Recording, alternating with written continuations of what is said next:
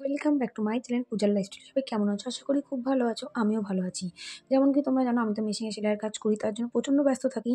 আর এখন সত্যি বলতে রোজ রোজ আমি আগে যেমন ভিডিও দিতাম যে আমি এই কাজটা করছি মেশিনে, আমি এখন আমার কাজের ভিডিও আমি এখানে দিই না, কারণ আমার ভালো লাগে না লোকে কে কী ভাববে না ভাববে, দরকার নেই। তার জন্য আমি কাজ যেটা করি আমি সেটা আর এখন ভিডিওর থ্রুতে দেখাই না।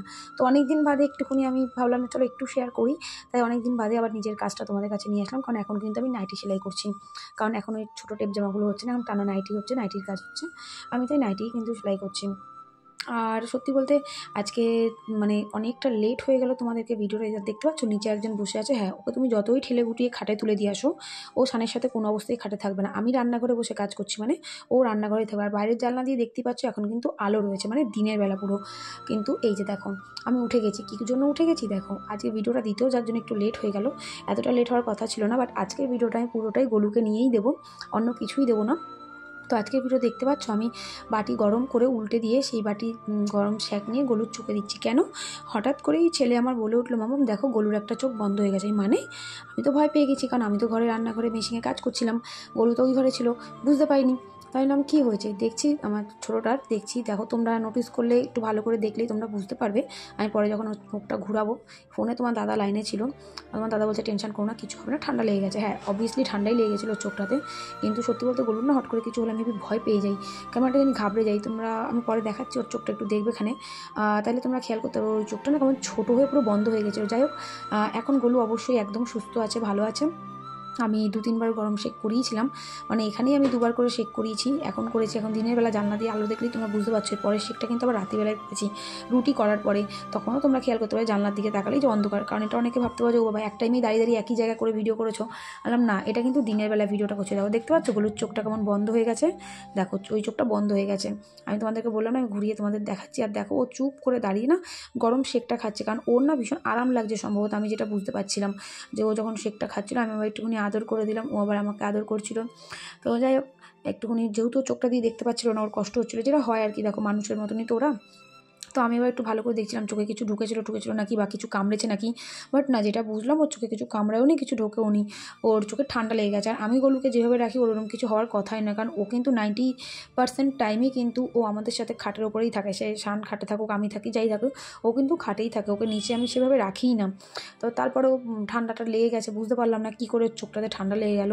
তো যাই হোক, দেখো ও না ভীষণ আরাম ফিল করছিল। আমি না কান ফান দেখো এই পাশের চোখটা দেখলে তোমরা বুঝতে পারবো ওই চোখটা কিন্তু ছোটো হয়ে রয়েছে। তো প্রথমে তো চোখটা একদমই বন্ধ টাইপ হয়ে গেছিলো। আমি তারপরে উঠে আমি মাল করছিলাম, মেশিনে বসেছিলাম কাজে। ওকে দেখতে পাচ্ছ মেশিনের ওপরেই ওকে দাঁড়া করে যখন শুনলাম না আগে ওকে ঠিক করি তারপরে আমি কাজ করব। তো আমি আগে ওকে নিয়ে বসে গেলাম শেকটা করার জন্য। মানে আমি কি বলবো তোমাদেরকে, এত খারাপ লাগছিল যে অবলা প্রাণী, ও তো মুখে কিছু বলতেও পারে না যে ওর কী কষ্ট হচ্ছে কি না হচ্ছে। যাক, এটা দেখো এবার ওপর থেকে ফুটে উঠলে বুঝতে পারি যে হ্যাঁ ওই জায়গাটা সমস্যা আছে, এই জায়গাটা আমাকে ঠিক করতে হবে। কিন্তু নাহলে তো আমি বুঝতেও পারতাম না যে ওর চোখটা ভেতরে কী প্রবলেম হচ্ছিলো না হচ্ছে। দেখো আমাকে আদর করছিল, বলি না ও হচ্ছে আমার প্রাণ ভোমরা, জানো তো। তো যাই হোক, তোমার দাদা কিন্তু ফোনের লাইনে কন্টিনিউ রয়েছে। ও বলছে টেনশন করো না, কিচ্ছু হবে না, একটু শেক দাও, প্রথমে জলের ঝাপটা দাও ওর চোখে, তারপরে ভালো করে পরিষ্কার করে চোখে ভাপ দাও।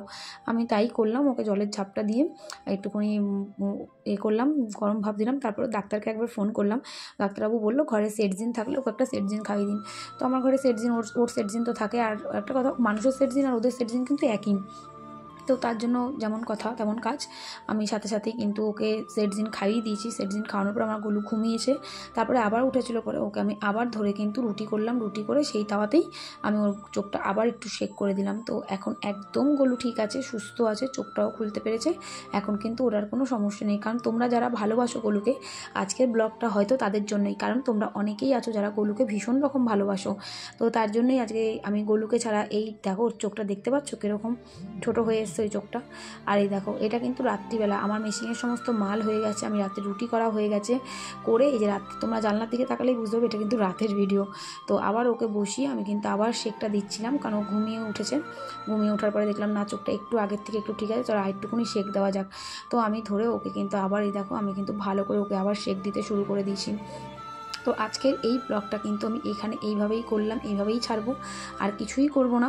আমার মনে হলো তোমাদের সাথে এই জিনিসটা শেয়ার করা উচিত, তাই আমি করলাম।